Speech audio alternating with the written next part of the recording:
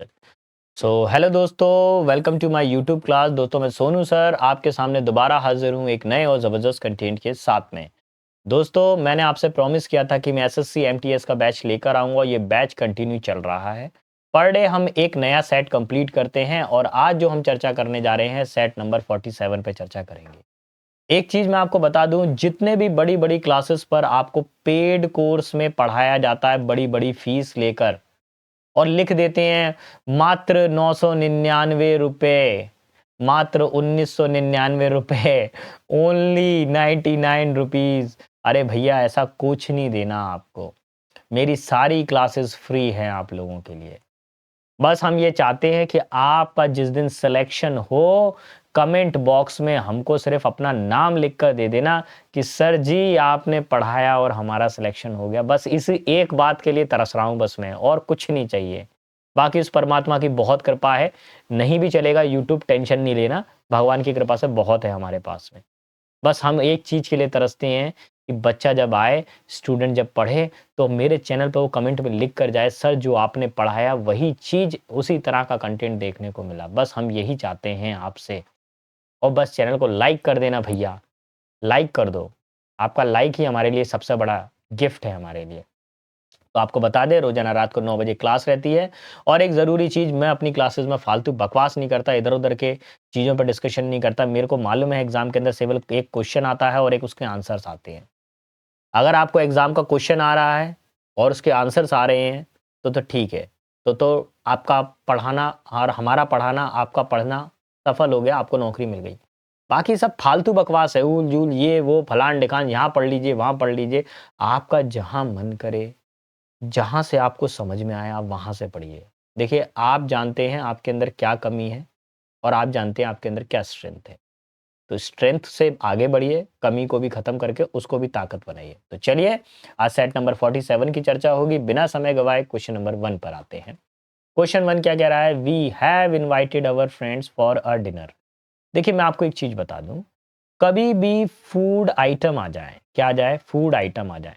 जैसे डिनर आ जाए, dinner, lunch, breakfast, इन सब के आगे हमेशा ज़ीरो आर्टिकल आता है, कोई आर्टिकल नहीं आता। क्या आता है? फाई आता है। यहाँ पे ए आर्टिकल का यूज़ किया गया है, ये गलत है। इधर से इस ए आर्टिकल को हटा दीजिए। बच्चे बोल रहे सर आर्टिकल में से नहीं आता, तो बेटा ये क्या मैं आ गया हूँ इसके अंदर? ये क्वेश्चन आर्टिकल का नहीं है। क्लास में चिल्ला रहे सर आर्टिकल नहीं आते, आर्टिकल नहीं आते, बच्चों जैसे क्वेश्चन नहीं आते। बेटा देखो ना, ये मैं आया क्या ये बताओ? ये आया ना क्वेश्चन पेपर के अंदर? ये डेट लिखी हुई है, देखो ये। आया ना क्वेश्चन? तो मान जाया करो ना, जब पढ़ाया जा रहा है क्लास में, चिल्लाते हो बेफिजूल में ऑफलाइन क्लास के अंदर। उधम मचाना बेफिजूल का, ये नहीं आता, वो नहीं आता। आप पढ़ नहीं रहे हैं, हम क्या करते हैं? सिनोनिम्स बताना है। फैंटास्टिक, इमेजिनेटिव, इमेजिनेटिव, काल्पनिक, ठीक है? डेलिकेट का मतलब होता है कोई चीज़ काफ़ी ज़्यादा फ्रेजाइल हो, काफ़ी ज़्यादा फ्लेक्सिबल हो, आसानी से टूट जाए, ब्रिटल हो, ठीक है? अच्छा, प्रैक्टिकल का मतलब होता है कोई चीज़ क्या व्यावहारिक हो, ठीक? फैंसीफुल का मतलब क्या होता है? कोई चीज़ काफ़ी ज़्यादा मतलब कल्पनाओं से भरी हुई है, इल्यूज़न्ड हो, कल्पना से भरा हुआ इल्यूज़न। ग्रेसफुल का मतलब क्या होता है? कोई चीज़ आकर्षक हो, एलिगेंस हो, ठीक है? तो अभी क्या आंसर लगेगा? Option number 3 fanciful. क्लियर? बढ़ता हूँ आगे की तरफ क्वेश्चन नंबर 3। आपको वन वर्ड सब्स्टिट्यूशन बताना है। अरे मर गए, इसमें हाइलाइट तो किया नहीं है, ये तो गड़बड़ हो रही है। चलो ठीक है, अब जल्दबाजी का मामला है, अभी समय आपके ही पेपर आ गए हैं, वहाँ आर्मी क्लर्क के भी पेपर आ गए हैं, आर्मी टीए का भी एग्ज़ाम आ गया, तो हौश-पौश हो रहा है। इवन स्टेनो, बेटा मैं स्टेनो शॉर्ट हैंड राइटिंग भी सिखाता हूँ, हिंदी शॉर्ट हैंड, तो उसकी भी क्लासेस कंटिन्यू चल रही हैं। जो बच्चे ग्वालियर में हैं, मेरे आस-पास में हैं, क्लास आप अटेंड कर सकते हैं। वी वेंट टू बो बाज़ार इन कोलकाता। हम कोलकाता में बो बाज़ार में गए to see the buildings for the lodging and the accommodation of soldier. Lodging and the accommodation of soldiers, इसको अंडरलाइन कर लीजिए। हम कोलकाता के बो बाज़ार में गए, हमने वहाँ पर जो हमारे वीर सैनिक हैं, उनके रहने वाले घर देखे। तो हॉस्टल तो क्या होता है? नॉर्मल जो स्कूल या कॉलेज में कहीं पर जो हॉस्टल होते हैं, वो हॉस्टल होते हैं, ठीक है? वो उसके बारे में आपको जानकारी है। अच्छा, बैरक क्या होता है? बैरक वो जगह होती है जहां पर फौजी भाई हमारे रहते हैं, तो यही आंसर है ऑप्शन नंबर थर्ड। पैडॉक क्या होते हैं? पैडॉक वो होते हैं फेंस्ड फील्ड फॉर एनिमल। जानवरों के लिए हम लोग क्या करते हैं? फेंसिंग कर देते हैं, वायर से फेंसिंग करते थे, बाड़ा बना देते हैं जानवरों को, आसपास से फेंसिंग बना देते हैं, तो वो पैडॉक्स होते हैं। मिंट्स क्या होती है? A place where money is coined. Money is coined, एक ऐसी जगह जहां पर सिक्कों को बनाया जाता है, ठीक है, वेयर मनी इज कॉइन, ठीक है, या फिर बोल सकते हैं कॉइन किया जाता है, मनियों को बना, वेयर कॉइंड मनी, ठीक है, सिक्के बनाए जाते हैं। Option number one. तो अभी फिलहाल क्या लगा देंगे? ऑप्शन नंबर थर्ड लगेगा बेटा, बैरक। क्वेश्चन नंबर 4 पर आते हैं। 4 क्या बोल रहा है? Ramya would gladly help Manya if you had asked her. देखो अगेन क्वेश्चन आ गया भैया, नहीं पढ़ोगे? अब पढ़ना नहीं है आप लोगों को, बस टाइम पास चलता है, बस करते कुछ नहीं है आप। मेरे को तो बड़ी चिंता हो रही है जो बच्चे ऑफलाइन में बैठे हैं, और पेपर का डेट आ गया है, और पर डे मैं 20 वोकेब याद करवा रहा हूँ, याद करके नहीं आ रहे। क्यों नहीं कर आ रहे? याद करो बच्चा, बेटा याद करो। सर जी जाके नहीं बैठ जाएंगे, मैं पेपर में जाके बैठ जाऊंगा क्या? पहले ये बताओ, पेपर कौन देने जाएगा? आप देने जाओगे ना टेस्ट पेपर? कौन जाएगा एग्जाम में? कौन बैठेगा? आप बैठोगे ना। फिंगरप्रिंट आपके लगेंगे, फोटो आपका लगेगा, बायोमेट्रिक आपका होगा, मेरा थोड़ी ना होगा यार।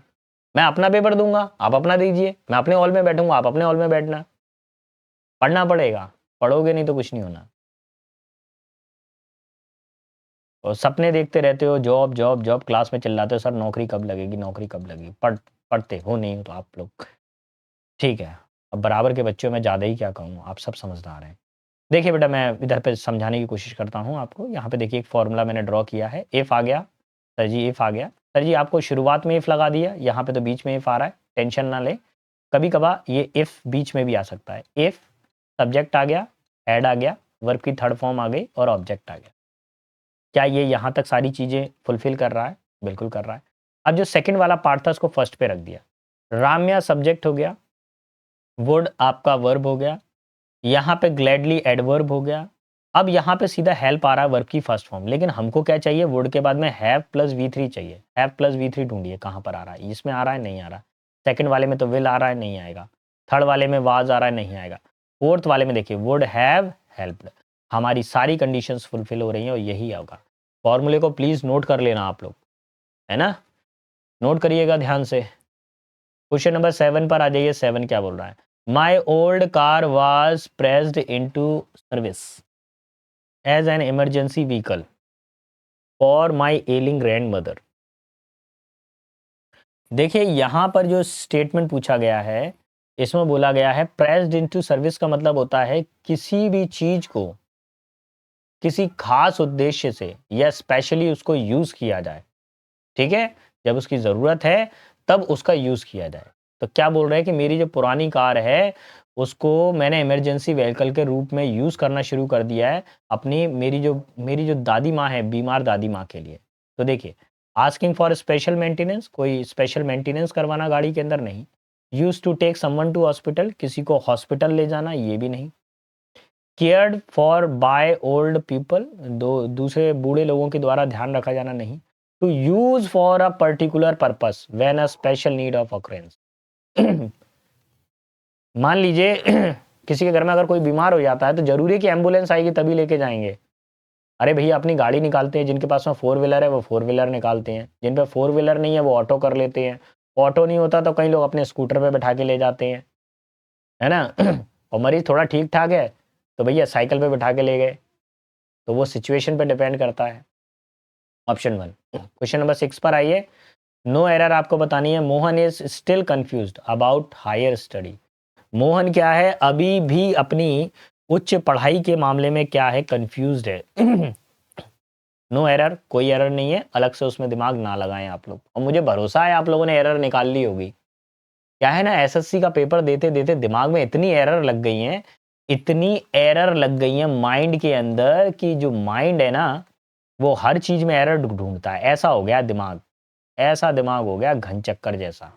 क्या पढ़ूं क्या नहीं पढ़ूं, दिमाग ऐसा चलता है ना। सिर के ऊपर इतना बड़ा सा घन चक्कर लगा हुआ है, इतना बड़ा चक्री लगा हुआ है जिसमें सिर ही नहीं दिखता है। ठीक है, बढ़ता हूँ आगे की तरफ। क्वेश्चन नंबर नेक्स्ट पर आते हैं। आपको अंडरलाइन किए गए पार्ट की जगह पर कुछ दूसरा वर्ड रखना है। The sports teacher Shaw across the game and punish the student who were cheating in the game. तो देखिए, जो टीचर थे उन्होंने गेम के बीच में देखा और उन्होंने उन छात्रों को पनिशमेंट दिया जो गेम के अंदर चीटिंग कर रहे थे। तो सॉ अक्रॉस नहीं होगा, saw through the game. Game see through का मतलब होता है देखना, जांच पड़ताल करना। Option number third. प्रेपोजिशन का क्वेश्चन आया था। अब भैया क्या बताना है इसमें, ग्रामेटिकली करेक्ट बताना है स्टेटमेंट को। देखिए, कभी भी इस तरह का एरर आए तो इसमें दो तरह की एरर मिलेंगी गारंटेड। पहली एरर तो देख लीजिएगा एडजेक्टिव है कि नहीं है, उसमें डिग्री है कि नहीं है। डिग्री डिग्री वाला चैप्टर देख लीजिएगा। दूसरा आप देख लीजिएगा कि उसमें आर्टिकल बेस्ड एरर है कि नहीं है। तो सबसे पहले डिग्री ढूंढ लेता हूँ। डिग्री में कौन कौन सी चीज़ें होती हैं। एक तो जैसे मैंने हाई लिखा, फिर हाइयर ई आर होना चाहिए, और तीसरी डिग्री होती है हाईएस्ट सुपरलेटिव डिग्री होना चाहिए। तो ई आर और ई एस टी ढूंढना चालू करो। कहीं दिख रहा है इसमें ई आर और ई एस टी? कहीं दिख रहा है ई आर और E S T? I think इसमें नहीं है। तो ये डिग्री वाली एरर गई। अब आर्टिकल बेस्ड एरर है 100%। देख लीजिए, आ जाइए। The hard disk of a computer. Computer एक आविष्कार है तो उससे पहले द आएगा हमेशा, ए आर्टिकल नहीं आएगा। तो इसको हटाइए यहाँ से, इसको भी हटा दीजिए। आपका फर्स्ट और फोर्थ हो गया कैंसिल। दूसरी बात, हार्ड डिस्क जो है ये भी क्या है, एक आविष्कार है, तो इसके आगे ए नहीं आएगा, द आना चाहिए। इसको भी साइड कर दीजिए। एक ही ऑप्शन बचा, ऑप्शन नंबर 2। तो सही आंसर क्या होगा, the hard disk of the computer on the desk need to be repaired at the earliest. ठीक है, देखो यहाँ पर अर्लीस्ट, देखो सुपरलेटिव डिग्री आ रहा था, तो देखो दा के बाद में सुपरलेटिव डिग्री आना चाहिए। अर्लीस्ट ठीक है, यहाँ पर सेकंड वाले में भी दा के बाद में अर्लीस्ट आ रहा, सुपरलेटिव डिग्री, ये ठीक है। थर्ड वाले में भी देखो अर्लीस्ट है, सुपरलेटिव डिग्री ठीक है। यहाँ पे देखो एन एन दिया हुआ है, फिर अर्लीस्ट लगा हुआ है, ये गलत था। तो आपको पता चला ना, दो ही एरर ढूंढना एग्जाम में जाके, एक एडजेक्टिव का ढूंढना और एक आर्टिकल का एरर ढूंढना। ढूंढोगे कि नहीं ढूंढोगे? प्रॉमिस करो, प्रॉमिस। ढूंढोगे? हाँ सर ढूंढेंगे। ठीक। क्वेश्चन नंबर 9 पर आ जाइए। 9 क्या बोल रहा है, सिनोनिम आपको बताना है। You must adhere to the rules of this place. आपको इनके इधर इस जगह के नियमों के बारे में पता हो। अडेयर अडेयर मतलब किसी चीज़ को फॉलो करना चाहिए आपको। इधर इधर पे जो रूल नियम कायदे बनाए गए हैं उनको फॉलो करना चाहिए। स्ट्रिक्ट का मतलब कोई की चीज़ का बहुत ज़्यादा सख्त हो, कठोर नियम हो, रिजिड रिगोरस। रिमेंबर का मतलब क्या होता है, किसी चीज़ को याद रखना, मेमोराइज करना, मेमोराइज। और अवेयर का मतलब क्या होता है, जागरूक होता है, अलर्ट होता है। कंप्लाई का मतलब होता है नियमों का पालन करना। Option number 1। ठीक है, आगे बढ़ेंगे। क्वेश्चन नंबर 10 पर आते हैं। इनकरेक्ट आपको स्पेल्ट बताना है वर्ड का। वर्ड क्या है हमारे पास में, प्रोटीन। ठीक है, सॉलिलॉक ठीक है, कॉम्पिटेंट ठीक है, खोरोनोलो, कितने सारे ओ लगा रखे हैं भैया इसमें। ये ओ नहीं आएगा यहाँ पर। क्रोनोलॉजी, ये आंसर होगा ऑप्शन नंबर 4। ठीक है, क्रोनोलॉजी का मतलब क्या होता है, कालक्रम, है ना, कोई चीज के सीक्वेंस में हुई, सीक्वेंस होता है। बढ़ूंगा आगे की तरफ क्वेश्चन नंबर 11 पर। 11 में देखिए, इनकरेक्ट स्पेल्ट वाले ना करीब आपके एग्जाम में 4 क्वेश्चन आते हैं। 3 to 4 क्वेश्चन इनकरेक्ट स्पेल्ट के हो गए। 3 क्वेश्चन आपके आर्टिकल सॉरी एडजेक्टिव बेस्ड हो गए, और एक क्वेश्चन आपका आर्टिकल हो गया, एक आपका प्रेपोजिशन हो गया। तो ये कुछ खास एरिया जहां से क्वेश्चन आ ही रहे हैं। एक क्वेश्चन आपका टेंस का हो गया। देखिए, विजिलेंट ये सुरक्षा से संबंधित होता है, तो ये तो ठीक है। कैरिकेचर कार्टून होता है, ये भी ठीक है। मैस्कडर इसका मतलब होता है बहानाखोर, ये भी ठीक है। स्क्वाडन की स्पेलिंग गलत है। स्क्वाडन में यहाँ पे ये जो यू आ रहा है ना, ये नहीं आना चाहिए। ऑप्शन नंबर 4 लगेगा आपको। क्लियर। आगे क्वेश्चन नंबर 12 पर आते हैं। देखो, अगेन एडजेक्टिव का क्वेश्चन आ रहा है। भैया चिल्ला चिल्ला के कह रहा हूँ पूरे वीडियो के अंदर, एडजेक्टिव पढ़ लो, एडजेक्टिव पढ़ लो। पढ़ नहीं रहे हो आप लोग। मेरे को बड़ा वो हो रहा है, मैं क्या बताऊं। मैं बच्चों के नंबर कम आए हैं ना, ये अभी सैटरडे वाले उसमें, तो मेरा बड़ा मन वो हो गया खराब। अब मेरे को और मेहनत करनी पड़ेगी आप लोगों के साथ में, और एक्स्ट्रा टाइम करना पड़ेगा। करेंगे भैया मेहनत, बस सिलेक्शन लेकर आओ। After coming from a long journey, एक लंबी यात्रा से आने के बाद में, ही सेड, उसने एक लंबी यात्रा से आने के बाद में कहा, it feels so to be home. कैसा कैसा लग रहा है? जैसा कि मैं घर पर आने के बाद में, लंबी यात्रा के बाद में जब हम घर पे पहुँचते हैं तो कितना सुकून मिलता है। आप जी मर्ज़ी चाहे दुनिया के किसी भी होटल में जाके रुक जाइएगा। आप दुनिया के किसी भी कोने में अच्छे से अच्छे लग्ज़री एरिया में जाकर रुक जाइएगा।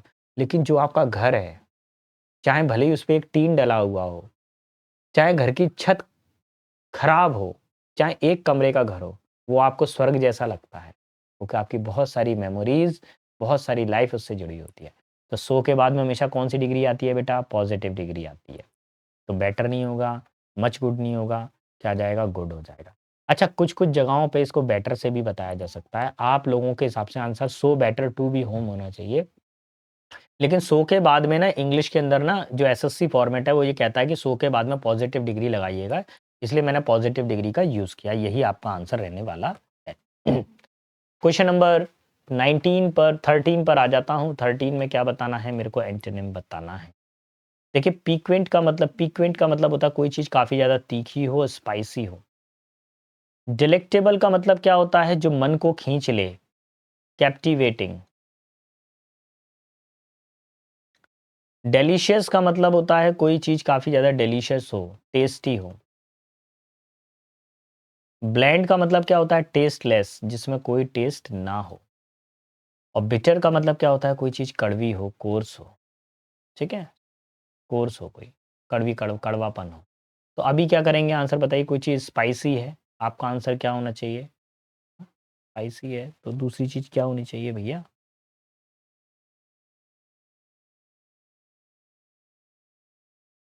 हुँ, अगर स्पाइसी है तो दूसरी चीज़ टेस्टी होनी चाहिए, ये तो होनी चाहिए। लेकिन स्पाइसी का एक और मीनिंग होता है, टेस्टी। तो टेस्टी और टेस्टी ये तो नहीं होगा। इसका जो आंसर आएगा वो आएगा ब्लेंड आना चाहिए। ऑप्शन नंबर 3 लगेगा। पिक्वेंट का आंसर क्या लगेगा? ऑप्शन नंबर 3 लगेगा। और आप लोग भी एक बार डिक्शनरी में प्लीज़ चेक करके बताइएगा। मेरे हिसाब से तो ऑप्शन नंबर 3 लग रहा है। ये होमवर्क है आपके लिए।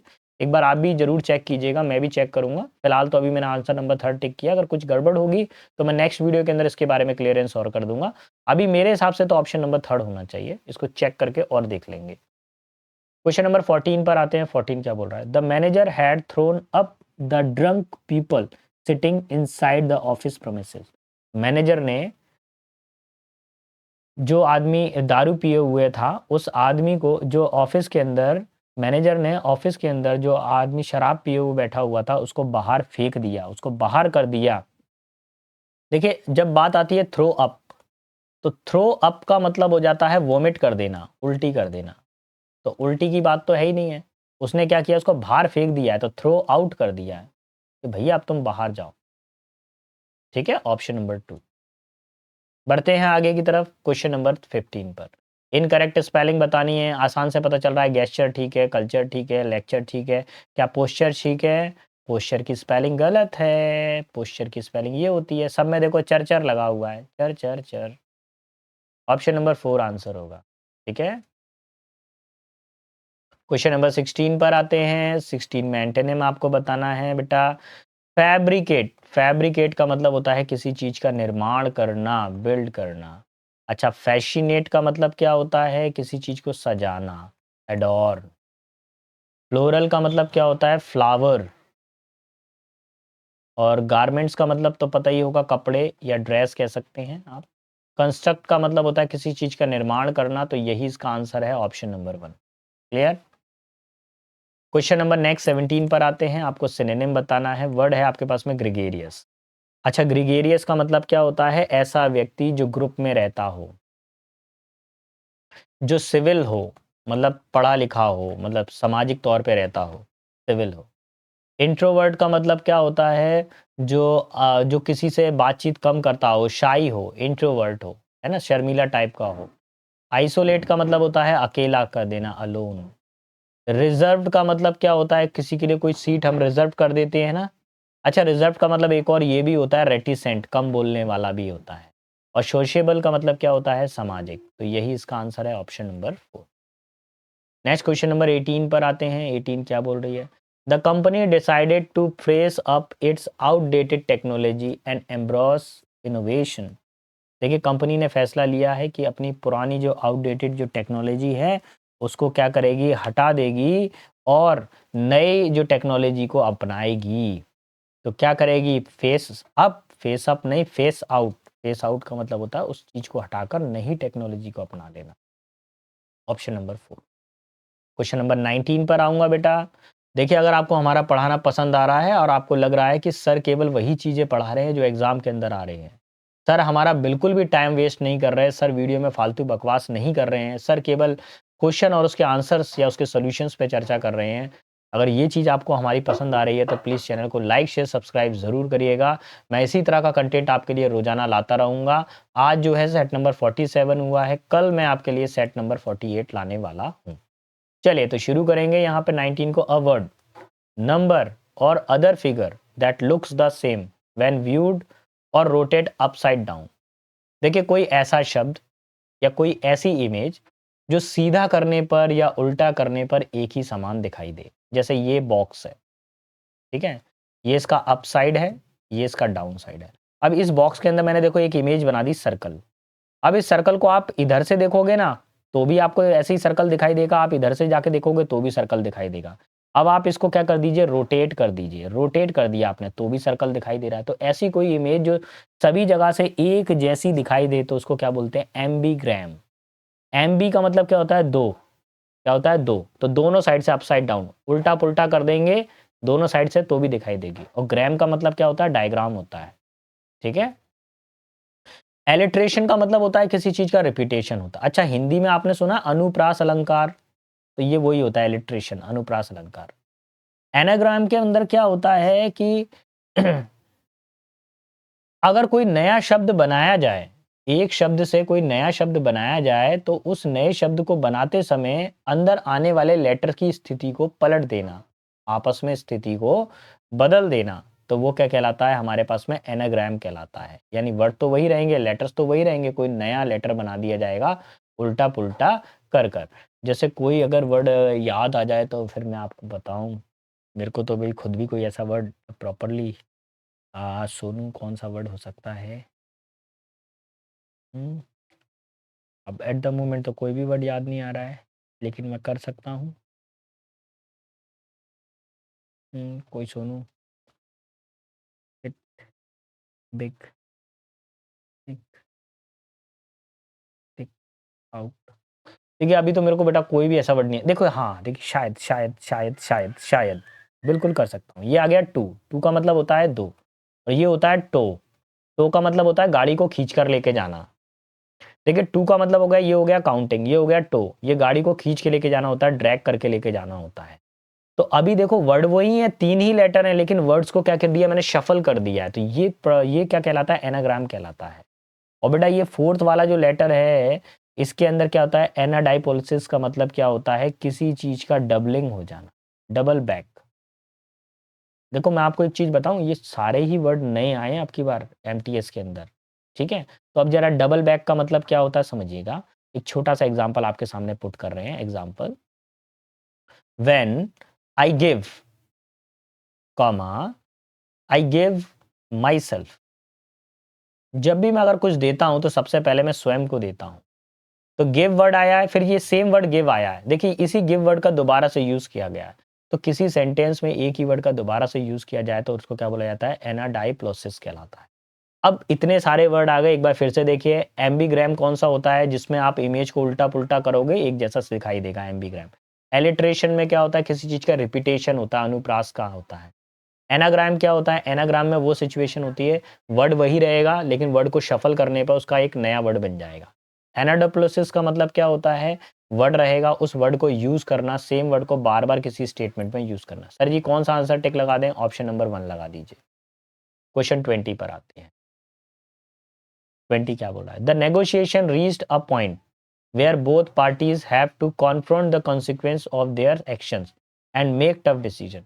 देखिए नेगोशिएशन यानी वाद विवाद जो है अब इस पॉइंट पे पहुंच चुका है कि जहां पर दोनों पार्टीज को एक दूसरे से बातचीत करनी होगी और अपने जो भी किए हैं उसका परिणाम भुगतना पड़ेगा, मेक टफ डिसीजन, और टफ डिसीजंस लेने होंगे। तो वर्ड है हमारे पास में कट कॉर्नर, किसी चीज को बेईमानी से करना, do something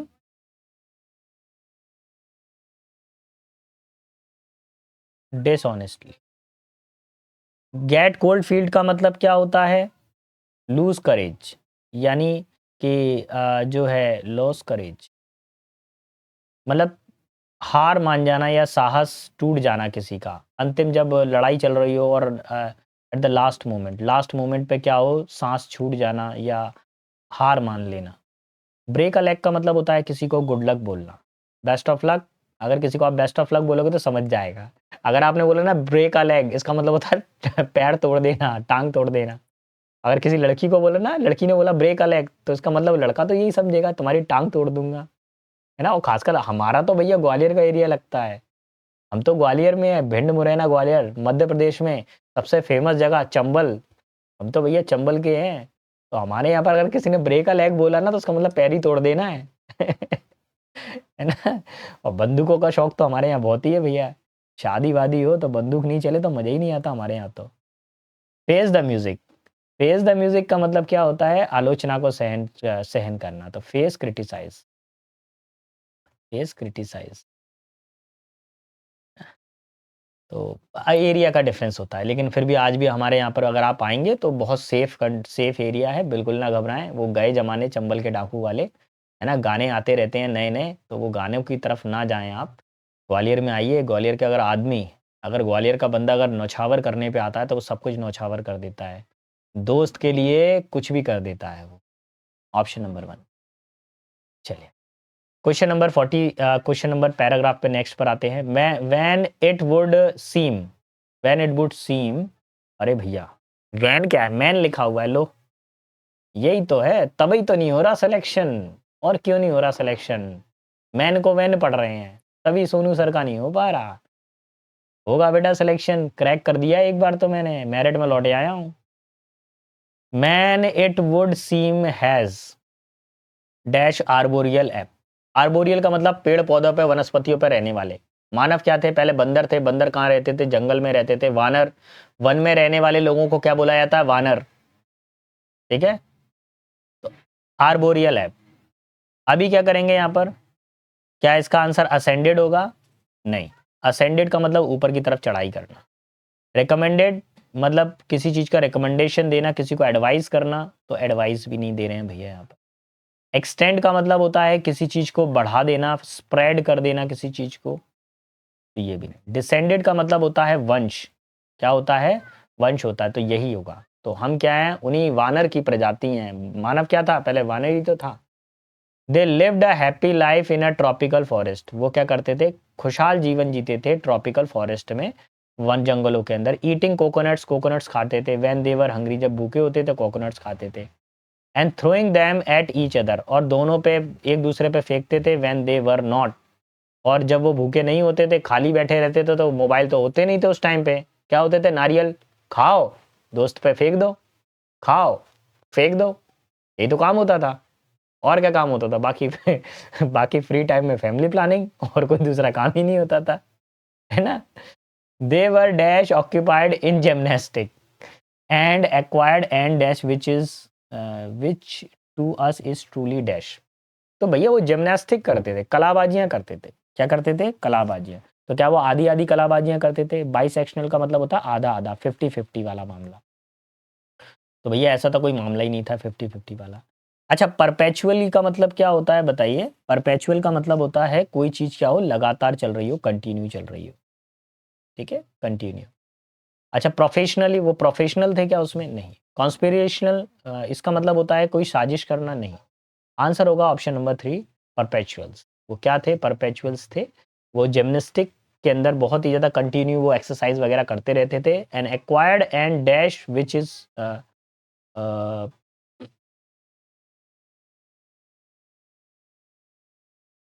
and acquired and dash which is two is truly. और उन्होंने क्या चीज़ अपनाई बताइए, क्या उन्होंने एक सभ्यता अपनाई, सिविलिटी। भाई समझदार तो ज़्यादा थे नहीं। क्या वो वेरिएबिलिटी थी, बदलाव आते रहते थे, बदलाव होते रहते थे, नहीं। क्या वो डेंसिटी थी, घनत्व था, नहीं। एजाइलिटी यानी अलर्ट थे, वो क्या थे, काफ़ी ज़्यादा एजाइल थे, अलर्ट थे, ठीक है, बहुत ही ज़्यादा एक्टिव टाइप के थे, क्या कह सकते हैं, एक्टिव थे, फुर्तीले थे वो। Is truly dash. अब हमारे लिए जो फुर्तील की जो बात है वो क्या बोरिंग है, फ्राइटेनिंग, डरा देने वाली बात है, निराशा वाली बात है, एस्टोनिंग, यानी हमारे लिए काफ़ी ज़्यादा ये आश्चर्य की बात है, अमेज की बात है, सरप्राइज की बात है, अब इस तरह की चीज़ें होना। But after some million of years, लेकिन कुछ सालों बाद में, of this arboreal paradise, their number of increased to the point where the supply of coconut was no longer dash। देखिए एक समय ऐसा आया कि ये जो नारियल खाने वाले जो वानर थे, जो उसमें रहने वाले जो बंदर थे, उनकी संख्या इतनी ज़्यादा बढ़ गई कि जो नारियल की सप्लाई है वो क्या हो गई, पर्याप्त नहीं रही। डेफिशिएंट की मतलब कमी होती है, कॉन्सेंट्रेट का मतलब होता है कोई चीज़ काफ़ी ज़्यादा पवित्र हो, पायस हो, और डेलिकेट का मतलब कोई चीज़ नाजुक हो, तो ये नहीं होगा। एडिक्वेट का मतलब कोई चीज़ क्या हो, हमारे पास में पर्याप्त मात्रा में हो, तो ऑप्शन नंबर थर्ड, ठीक है। तो बढ़ते हैं आगे की तरफ। ओ हो 25 क्वेश्चन हमारे हो गए। तो thanks for watching me, please like share subscribe my channel. मैं सोनू सर मिलता हूँ नेक्स्ट वीडियो में आपसे कुछ इसी तरह के कंटेंट के साथ में। तब तक के लिए सारे बच्चों को बेस्ट ऑफ लक, अच्छे से तैयारी करें, अच्छे से पढ़ाई करें, अपना और अपने माता पिता के नाम को रोशन करें। जय हिंद, जय भारत।